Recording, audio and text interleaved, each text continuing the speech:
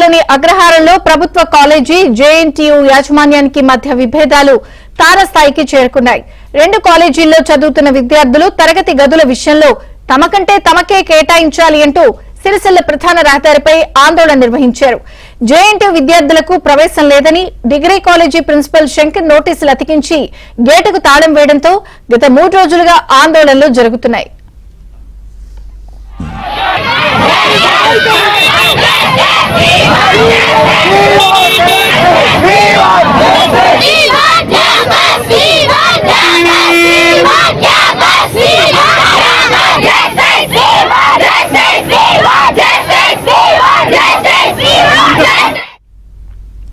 ఈ వ్యవహారంపై కలెక్టరేట్ వరకు విద్యార్థులు కాలి నడకన వెళ్లి ఫిర్యాదు చేశారు.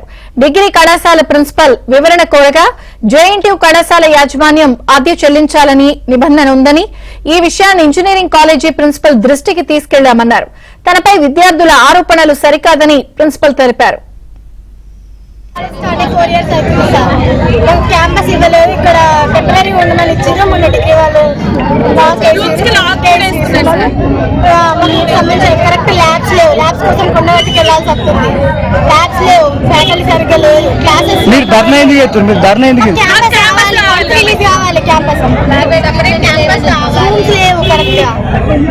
ఒక క్లాస్ కంటే ఒక రూమ్ అంటూ ఏది లేదు సార్. ల్యాబ్స్ కూడా లేదు. మా క్లాస్ ఇంకా జరగట్లేదు. ఫీల్డ్కి వెళ్ళలేదు. క్లాస్ చేసుకోవాలంటే మేము వచ్చిన నుంచి ఫీడ్బ్యాక్ అనేది మాకు నెక్స్ట్ స్టేజ్ చదువుకోవడానికి